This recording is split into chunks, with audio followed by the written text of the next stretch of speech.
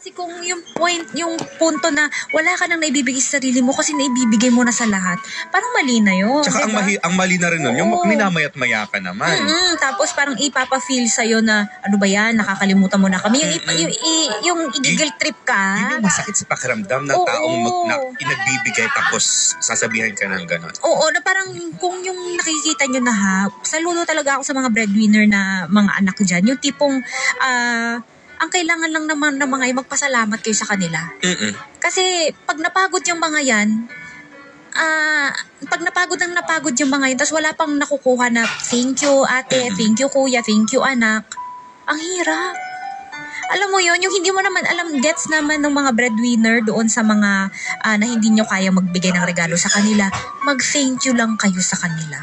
Masarap sa pakiramdam kasi. Thank you sa binibigay mo. Pero kung ikaw yung tipo ng tao na hingi ka lang ng ate, kuya, anak, wala na akong ganito, padala ka ng ganito, sa afternoon wala na, hindi mo na sila kukumustahin.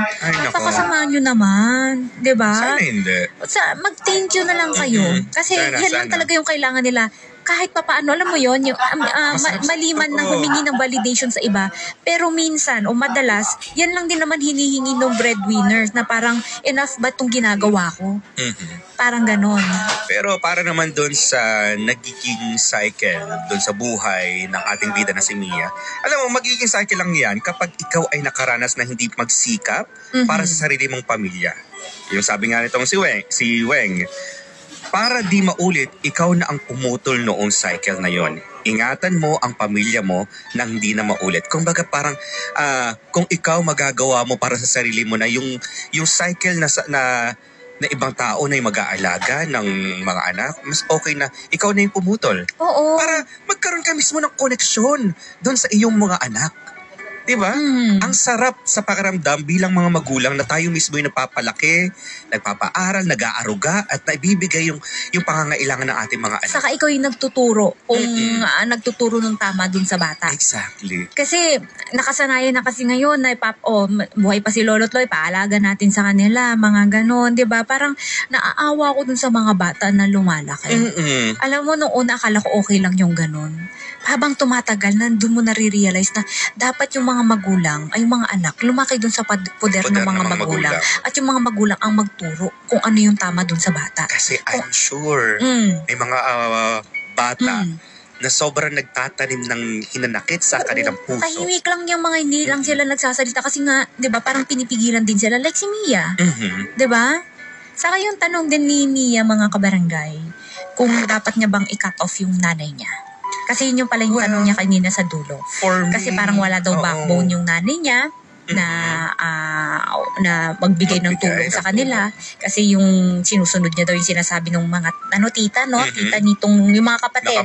Mga kamag-anak nitong nung nanay. Mga ganyan. Ikaw, anong say mo doon?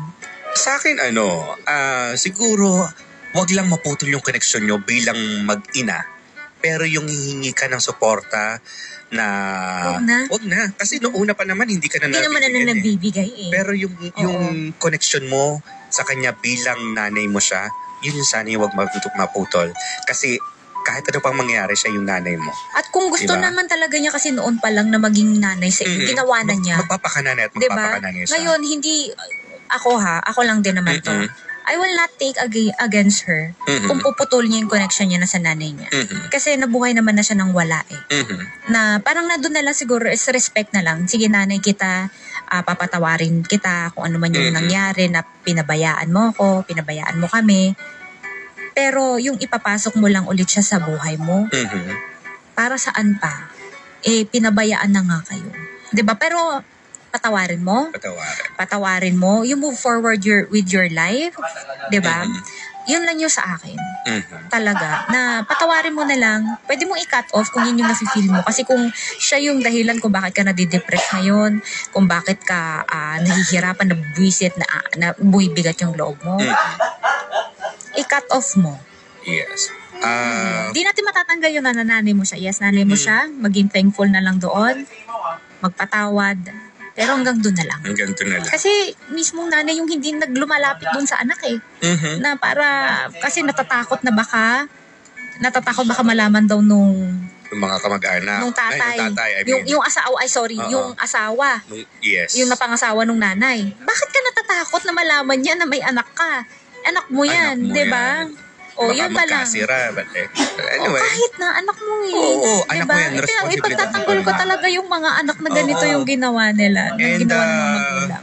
Para naman dun sa tatay, bagamat sumanlakit na ang iyong kaluluwa ngayon, bagamat wala na ito sa ating dito sa mundo, salamat pa rin. Kasi pinag-aral mo pa rin, ginawa mo pa rin, nagpakatate ka pa rin kay Mia. At di man nakatapos, pero ginawa mo pa rin yung bilang isang ama na responsibilidad na mapag-aral yung itong ating bida na si Mia. Thank you sa iyong tatay. And dun sa stepmom, maraming salamat sa pagiging mabuting ina. Bagamat hindi ikaw yung tunay na nanay, itong si Mia, thank you. At naging mabuti ka ring asawa dun sa tatay ni Mia. Kasi inalagaan din, di ba? Ayan, so... At para naman kay Mia, maging malakas ka lang, ipagpatuloy mo ang iyong buhay, piliin mo naman minsan, ngayon, ang iyong sarili. Ayan, so ibalik natin sa kabilang linya si Mia, mga kabarangay, pero naputol lang din talaga siya. So yun. Sa sobrang pag-care natin sa ibang tao, nakakalimutan na natin yung sarili natin. Kaya ngayon, sana yung mga taong sobrang nag-care din sa kanilang mga magulang, sa kanilang mga mag-anak, sana dumating din yung punto na mag-care naman kayo sa sarili nyo. Huwag niyong kakalimutan yung sarili ninyo. Alam niyo,